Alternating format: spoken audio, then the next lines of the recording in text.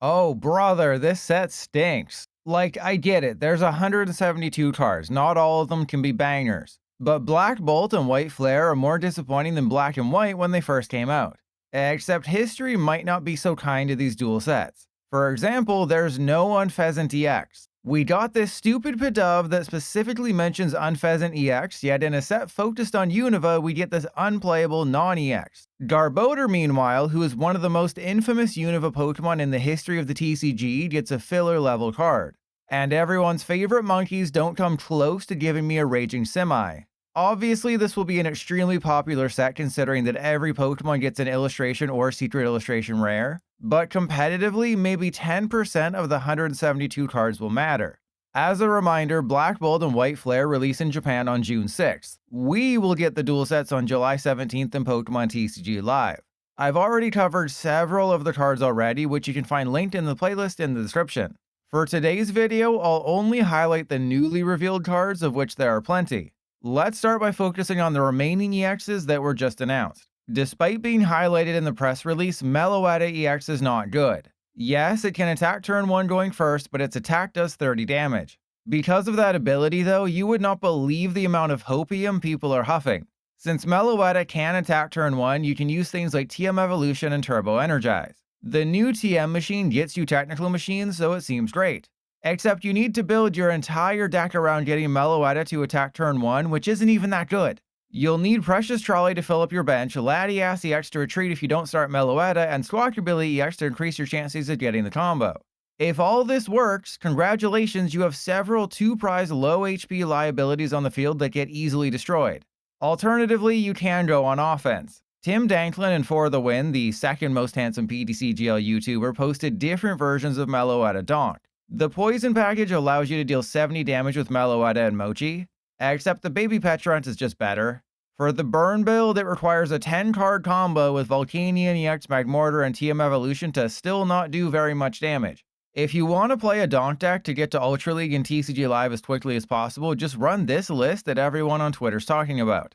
I haven't done the math, but I'm pretty sure you can KO anything with 160 or less hit points turn 1 going first. To put Meloetta in perspective, we already have Bombardier EX, which can attack turn 1 and fill up your bench with 3 basics all for a Jet Energy. Then later it can put itself back into your hand while dealing 130 damage. Word for word, this is a better card than Meloetta. Except when's the last time you saw a Bombardier EX? Because there were no other Unova Pokemon that deserved their first EX, Hydreigon gets a second EX. For 5 total energy, 3 darkness, and 2 colorless, the new Hydreigon does 200 damage and doesn't let them retreat. That's not great. The ability on the other foot is. According to the current translation, whenever Hydreigon knocks out one of your opponent's basic Pokemon, you get an extra prize card. But with a 5 energy attack cost, is that actually good? Well, kinda.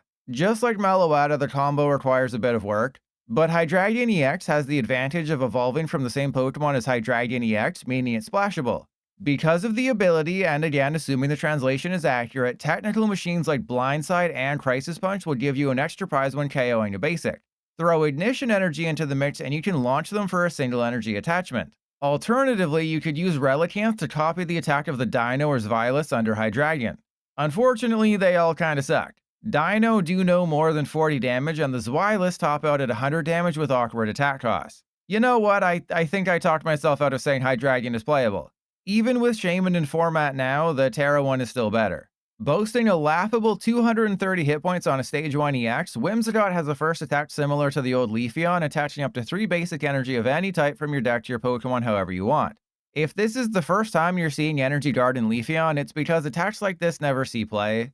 As for Whimsicott's second attack, it's a copy and paste from Gengar's Poltergeist, dealing 50 damage for each trainer card in your opponent's hand. Except Gengar has a passable second attack for 2 energy. Banette EX also features the Poltergeist attack, except it deals 60 damage for each trainer and costs 2 energy versus the 1 energy for Whimsicott and Gengar. Oh, and Banette can item lock for a single energy. Realistically, Whimsicott probably won't see play. Grass is a great weakness to hit for right now, but through smart gameplay, your opponent can mitigate the damage you deal unless you get really lucky with Badoo item locking. Featuring the Boofer ability and Goldbreaker attack, the new Bouffalant EX is fairly disappointing. For 3 colorless energy, it only does 100 damage. But if they're active as a Pokemon EX, it does 200 damage. Still not great, especially when so many basic EXs have 210 or more hit points. Yeah, Bouffalont isn't going to be an offensive powerhouse like my creepy uncle, so you gotta go on defense. Its ability reduces the damage it takes by 30. Have both of the Curly Wall Bouffalont in play, that's reduced by another 60. Slap a Bravery Charm on Bouffalont, now it has 270 hit points and is taking 90 less damage from attacks. The 3 energy attack cost sucked, so you will have to run Glass Trumpet, which only works if you have a Terra in play. And Munkidori seems like a no-brainer. Actually, after thinking about it, this just seems like a worse Terapagos EX. I mean, Terapagos can deal more damage for less energy, has a built-in bench barrier, and its second attack can auto-win against something like Raging Bolt. All Bouffalont has going for it is the 30 damage reduction, which isn't exactly tipping the scales in its favor. For the final new EX I've yet to cover, we have Extra Drill. For 2 fighting energy, it does 60 to their active plus 60 to one of their bench Pokemon that already has damage counters on it. Shaman exists, so that's not very good. And you can't really pair it with Frostlass Munkidori because of the 2 energy attack cost. Then for 3 fighting, Rock Crush does 200 damage and ignores resistance. While Extra Drill is arguably the best Stage 1 fighting type EX, that speaks to how bad the other ones are, not how good this one is. Even when the Orange Gatorade comes out in our Mega Evolution set later this year, boosting fighting type damage by 30, Extra Drill still isn't worth playing. If you want a good fighting type EX, go with Garchomp, who benefits greatly from the upcoming damage boost. Switching gears, well, I won't start with Kling Klang, so I probably should have saved that segue for later. Whatever. Probably the new non-EX card with the most potential in these dual sets is Haxorus. If they're active as an evolution Pokemon, it does 160 damage for 2 colorless. That's fine in a pinch, but not what makes Haxorus special. For a fighting metal and colorless, it knocks out your opponent's active if it's a basic. That's great, and not just because the attack name in English is potentially called Axe Blaster. I'm not 100% sure you can build a pure Haxorus deck, though being able to one-shot Fezandipity, Mew, Squawkabilly, Raging Bolt, and Teal-Masked Ogerpon for a reversal energy is great. No, I think Haxorus might resurrect Slowking. The deck definitely took a hit with the arrival of Shaman blocking Kyurem's attacks against non-EXs. But Haxorus gives Slowking a way to freely KO basics so long as they don't have a Mist Energy attached. Or if it's against Team Rocket's Mewtwo, they don't have Articuno in play. Combining the attack names of 2 previous Cofagrigus cards, the new Cofagrigus and Black Bolt and White Flare can use the Elongating Damage Radius attack. For a Psychic and a colorless, it moves all damage counters from one of your bench Pokemon to one of your opponent's Pokemon. This is similar to Liepard, but much more powerful at the cost of requiring 2 energy instead of just 1. Where Liepard only moves the damage to their active, Cofagrigus allows you to send those damage counters to their active or a bench Pokemon. In Standard right now, good partners will be Garchomp EX and Steven's Metagross EX. Garchomp can get to 400 hit points with the Power Weight, while Metagross can wear the Hero's Cape and take 60 less damage from attacks thanks to Granite Cave and Steven's Carbink. Even though Metagross isn't that good of an archetype, it does seem like the best and maybe only partner for Cofagrigus, as it can power up the Elongating Damage Radius in one turn. Otherwise, pairing it with Garchomp might be too difficult due to that 2 energy attack cost. I know I said I'd never play a Steven's Metagross deck ever again after how horribly it went last month, but Cofagrigus might get me to suffer for several more hours again. Thankfully, not copying the attack of Seismitoad EX from the XY days, the new Seismitoad line spins me right round. Tympole does 20 damage times the number of Pokemon you have in play with the round attack. Palpitoad ups this to 40, with Seismitoad going up to 70. So with 4 Pokemon featuring the round attack in play, it can deal 280 damage. Typhlosion's a meta stage 2 deck that does 280. So does that mean Seismitoad is too? Unfortunately, probably not. Where Typhlosion attacks for a single fire energy, Seismitoad either needs an ignition or a reversal energy. On top of that, you'll need to have 4 Pokemon in play with the round attack at all times to deal that 280, and so far just the Seismitoad line has it. So you'll constantly have to recycle Tympole with Night Stretcher. And it's not like Palpitoad has a good ability to help find your round Pokemon. Of course, like I always say, if things seem bleak, whack off. You can use Reuniclus, Tatsudiri EX, or Kingdra EX to flash your round attackers into play. While bench space will be tight, this does open up the possibility of dealing 350 or 420 or more damage depending on if you have Area 0 down. Ultimately though, this seems like a rogue deck at best, and Typhlosion will remain the top dog, or top whatever animal Typhlosion is in the Stage 2 single prizer category. I didn't look very hard because if the Pokemon Company doesn't care about Expanded, why should I, a Prestige 2 PTCGL player? But the Loudred and Exploud from Vivid Voltage have the round attack, meaning they can be used in Live's neutered version of Expanded to make Seismitoad strong. Sadly, the new controller isn't very good. Yes, you can attach a reversal and give it 260 hit points, then add a Luxurious or Hero's Cape to give it 360 hit points. But the attack requires 4 energy and might only deal 100 damage. The rotated Crisis Muscle Machamp was similar in power level, yet never really saw play. Ironically, what you care about here is the new Timber. The one we have now has 80 hit points, putting it out of Poffin range. This forced controller decks to run Precious Trolley as their ace bet for consistency. But in July, we're getting a 70 hit point Timber, meaning you can rely on Prime Catcher or Maximum Belt instead. It's a minor but helpful improvement to one of the better fringe decks in Standard. Similarly, we have Dwebble and Crustle. You can of course use the new Crustle with Bianca's Devotion to lose games slower than you normally would. No, I think the strat is putting a single copy of the new Dwebble in a deck with Crustle from Destined Rivals. Pair it with Relicanth and Luxurious Cape, now Crustle can deal 200 or more damage for a single energy rather than having to get 3 energy for 120. The old Dwebble is still kilometers ahead of the new one, being able to evolve instantly, but Flail Dwebble does have its uses. Kind of like a reverse Mandibuzz, Alomomola lets you take a basic Pokemon with 70 hit points or less from your discard pile and put it onto your bench so long as it's in the active. Depending on the deck, like one featuring Dusknoir, this could be useful. The retreat cost on Alomomola is 1, so you can attach a rescue board or air balloon. And this saves you from having to use Night Stretcher to get your basics back from the discard pile. I can absolutely see this never actually being used, but I can't deny that its ability has potential. The issue every attacking paralysis deck runs into is that eventually you take a knockout. And when you do, your opponent can attack the next turn, potentially ruining everything. With Vanillux, like Finger 11, it's a decent paralyzer. For a reversal energy, you flip 2 coins and deal 90 damage for each heads. But if just one of those flips is heads, your opponent's active is paralyzed. Since TCG Live is always fair, you'll get heads 50% of the time, meaning your opponent's active will always be paralyzed. Unfortunately, just about the only way to make this work is with Frostlass Munkidori, so the list will be fairly jammed up. My advice is to have a 2-2-2 Vanillux line in there with 2 reversals. Treat it like a Frostlass Munkidori Badoo deck at first, go behind on prizes, then bring somebody into the active with Countercatcher to paralyze. Vanillux is like the 8th best partner for Frostlass Munkidori, but if you want it to be a thing, this is what you'll have to do. Gigalith is the kind of card that I typically get excited to whack off with. For a single fighting energy, it does 20 damage times the number of damage counters on all your bench fighting Pokemon. Unfortunately, nobody in the Gigalith line has an ability, so Frostlass can't help. And Gigalith itself only has 170 hit points, so it's unlikely to survive a hit. You might think a Survival Brace or Hero's Cape or Luxurious Cape could help, especially since you only need 160 damage and play to one-shot a Dragapult, but no, Gigalith won't see play. If you want to enact this type of strategy, Garchomp EX already does it with Power, Weight, and Spiritomb. So while Gigalith is interesting, Garchomp is just better. Where Gigalith fails as a potential road deck, Scrafty succeeds. I truly believe in this card, which flips a coin for each of your Darkness Pokemon in play and does 60 damage for each heads. With Area 0 in play and a full field of 9 Darkness Pokemon, that's a damage potential of 540. The main obstacle to a successful Rascal Flats attack is the fact that there's only 4 Dark-type Terra Pokemon. Charizard and Hydreigon are Stage 2, and Umbreon sucked, so that really just leaves Farigiraf. It's protected against damage from basic Pokemon EX, making it a fairly decent partner. Or you could just pair it with a basic Terra like Cornerstone Masked Ogerpon and sacrifice that extra coin flip.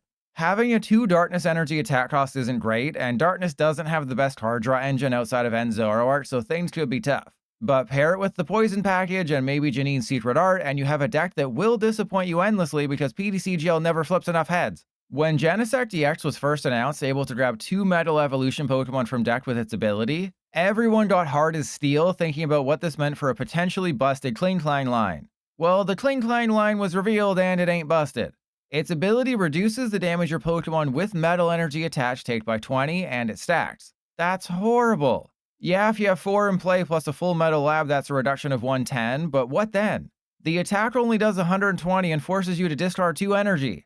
Ludicolo's better in almost every situation, boosting the hit points of all your Pokemon by 40, and you only need 1 in play.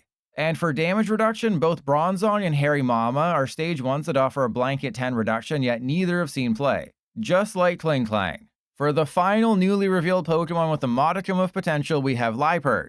For a single Darkness Energy, it does 50 damage and discards a random card from their hand. The new Gothitelle forces your opponent to shuffle draw with its ability, making Liepard stronger, but Chingling already exists and attacks for free. If anything, you'll probably just plop Liepard into a Frostlass Munkidori deck since it attacks for Darkness Energy. Though, like most new cards from these sets, Liepard is inferior to pretty much any other Pokemon you can think to pair with Frostlass Munkidori. Okay, buckle up, buckaroos, because there's a lot of useless Pokemon in Black Bolt and White Flare to quickly cover. The entire Monkey trio is garbage, with all of them worse than their currently available counterparts. The new Petilil has 10 more hit points than the old one, while the new Lilligant can be slightly annoying, either paralyzing and poisoning or confusing based on a coin flip. Pair it with Frostlass Munkidori and maybe it could be a thing. But why would you take a deck that works so well already and jam in a stage 1 line that might not help you win? Carablast and Shelmet can each evolve right away if they're both in play. That's a fine ability except for the fact that we don't have any good Escavalier. The only somewhat playable Exceldor has the hit and run attack, but that barely works as is. Having to include a Carablast to evolve right away, taking up a bench spot in the process, just doesn't seem worth it. Volcarona can burn your opponent's active by discarding a fire energy from hand. I can see a world where maybe this gets paired with Charizard EX to help boost its damage once Psyduck nerfs Dusclops and Dusknoir, though Brute Bonnet Binding Mochi might be better.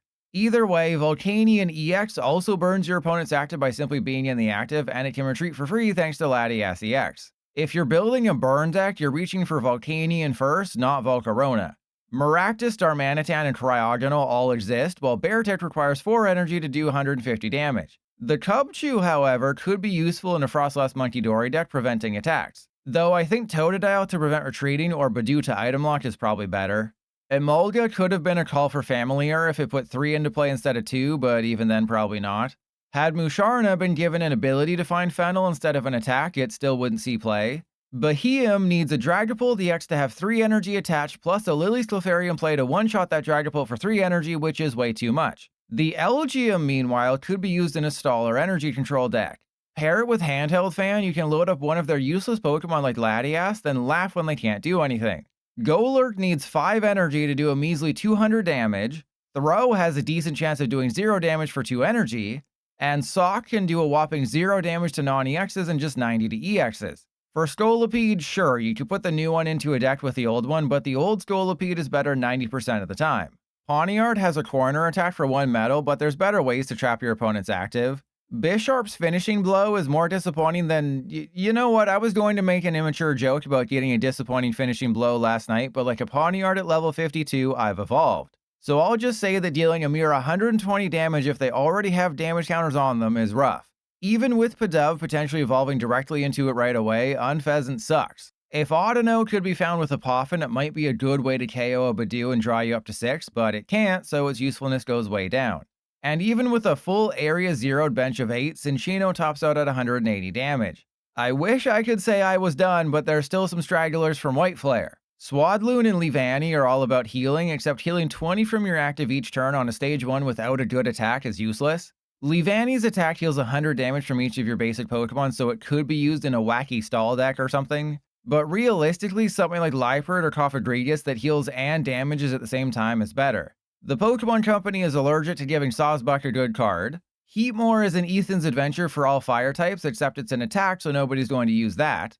Basculin does a hot 0 damage to virgin Pokemon and only 50 to those who are emotionally damaged. Zebstrika doing 100 to their active and 30 to a bench Pokemon for 3 energy is bad even without Shaman, and Stunfisk can do a whopping 40 damage for 1 energy.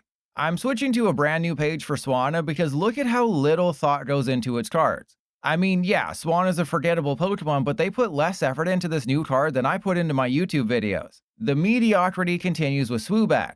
Shuffling in a bench Pokemon is fine, and again, stall decks could use it. But those of us who didn't get their tests handed back face down would rather use Turo Scenario to clear someone off the board. Sigilif is the 69th different card from Black Bolt and White Flare that would be playable in a pre-release, which sucks because special sets don't get pre-releases, so it'll go in the bulk bin. Mienshau's crap. Ferrothorn only needs 16 energy to one-shot a Dragapult EX. Durant follows Stunfisk in doing a whole 40 damage if you meet the condition. Draudigan, meanwhile, is horrible. If you're not following me on Blue Sky, where I post all my tweets that aren't good enough for Twitter, you might not know this, but Destined Rivals featured a total of 0 dragon types. In Black Bolt and White Flare, Draudigan is one of 4 dragon types along with the Haxorus line. It makes me wonder why they bothered bringing dragons back if only 4 out of the last 350 cards are dragons. Watchog can do 240 damage for a single energy. Emphasis on can. It has to use Focus Energy first and survive a turn without being gusted. Then Hyper Fang can do 240 damage so long as you flip heads. Yeah, that's awful. Same with Braviary, which is more uninspired garbage. I know I skipped over some pre-evolutions in our journey together through the bulk, but trust me when I say they weren't worth mentioning. Let's cleanse our palate with the new trainer cards coming in Black Bolt and White Flare, starting with the stadiums. There aren't any, so let's move to the best trainer, Brave Bangle. Attach it to a single prizer, now it does 30 extra damage to your opponent's active Pokemon EX. Basically, it's a choice band that only works when attached to non-EXs, or a Defiance band that's always active for non-EXs. Brave Bangle instantly makes Diplin better, able to hit for 130 damage twice per turn against the X's. And that's before adding in a potential Kieran or Black Belt's training. Thanks to Brave Bangle, Typhlosion doesn't have to rely on Defiance Band anymore for a damage boost. Roaring Moon can take advantage of it too, and the craziest among us will try it with United Wings. No matter how you look at it, Brave Bangle is one of the best cards in all of Black Bolt and White Flare. Do you know what isn't one of the best cards in all of Black Bolt and White Flare? End's Plot, which he clearly has lost. This supporter allows you to move up to 2 energy from your bench Pokemon to your active Pokemon. Depending on the situation, this is either better or worse than Poppy. I think Iron Thorns EX gets the best use out of this, but any deck that could run End's Plot probably benefits more from an extra Crispin instead. Oh, and for you TCG Pocket players out there, yes, End's Plot is just a double Dawn. So, you know how we got that energy sticker card in 151 and some idiot thought it'd be playable, but it ended up being bulk? Well, Energy Coin is like Energy Sticker, except doubly worse. Where Energy Sticker flips 1 coin and accelerates an energy from the discard pile if it's heads, Energy Coin flips 2 coins and accelerates an energy from deck if both are heads. To be fair, we have seen Delivery Drone paired with the new Donk deck everyone's using on live to reach Master League quickly. It's just obvious that this coin doesn't have much value. In a world filled with Frostlass Munkidori, Fennel is a useful card and an immediate upgrade from Saguaro. Unfortunately, Fennel is your supporter for turn. While I see the potential of Fennel, Picnic Basket is just a better overall card since it's an item. And you also screw over your opponent with Picnic Basket, healing their Pokemon as well and lessening the amount of damage on their Munkidori. I know it's weird to say that healing your opponent's Pokemon is a good thing, but that's Pokemon cards in 2025, baby. I don't know why clowns exist. We already have a similar effect in Standard with Lucian. The only real difference is that Clown can either give you 3 cards and your opponent 5, or you 5 and your opponent 3, where Lucian is 3 or 6. I've been hypercritical of the laziness shown recently on the competitive side of Pokemon cards, and Clown is a perfect example of that. In terms of reprints, we have a big one, Tool Scrapper. Last seen in Rebel Clash, it allows you to discard up to 2 tools from play regardless of who they're attached to. Currently, we really just have Jamming Tower as our tool blocking card. While Tool Scrapper doesn't stop your opponent from using something like TM Evolution on their turn the way Jamming Tower does, it will definitely see play against all those Bravery Charms and Ancient Boosters and Rescue Boards in the format. In terms of legality refreshes, we have Energy Retrieval and Pokégear, which will remain in Standard for another few years. Typically, these cards are printed in base sets for new generations, but we probably won't get our first set of the 10th generation until March 2027, so it seems like they're just getting it out of the way right now. Because I'm more tired than a Snorlax that just ate 900 pounds worth of food, I'll quickly highlight the Black Bolt and White Flare cards I think have the best chance of impacting Standard. I was going to make a joke and leave the page blank, but there's a few helpful trainers and energy in the dual sets, including Air Balloon, Tool Scrapper, Brave Bangle, Hilda, Ignition Energy, and Prism Energy. It's just disappointing that half of them are reprints. On the Pokemon side, it's slim pickings. Looking at the Pokemon in Black Bolt, Tortuga seems like it'll be fun, so long as you get a fossil or 2 down before they Badoo you. Electric is a full-on reprint, accelerating lightning energy from the discard pile in a format where getting lightning energy into play currently isn't difficult. Zekrom EX gives Miraidon a chance to return to Standard, offering up a basic who can take big KOs towards the end of the game. Reuniclus can deal 280 damage for a single energy in an evolution-focused deck, and that increases to 400 with Area 0. Genesect makes all metal evolution decks like Golden Go and Archaludon more consistent, and Haxorus can blast their axe and KO any basic for a reversal energy. On the White Flare side, Emboar is a Fire-type Baxcalibur and a reprint. Reshiram EX is a Fire-type Zekrom EX, dealing up to 380 damage for 3 energy. Jellicent EX is Badoo on steroids, item locking and tool locking by simply being in the active. Archeops has one of the craziest abilities in the game, able to devolve any one of your opponent's Pokemon if it's in the active spot. Zoroark seems like a good single prize deck, able to copy an attack from your opponent's active for reversal or ignition energy. And I guess I'll mention Gothitelle since it's annoying. All in all, from a set with 172 cards, it looks like just 17 have a chance to impact Standard. And if you remove reprints, there's maybe 12 good, totally new cards in these dual sets. You can expect several more preview videos for Black Bolt and White Flare ahead of launch on July 17th in Pokemon TCG Live. Until then, I have to get back to playing Destined Rivals decks on streams because, oh yeah, that thing launched last week, yet we already know about our next set coming out next month.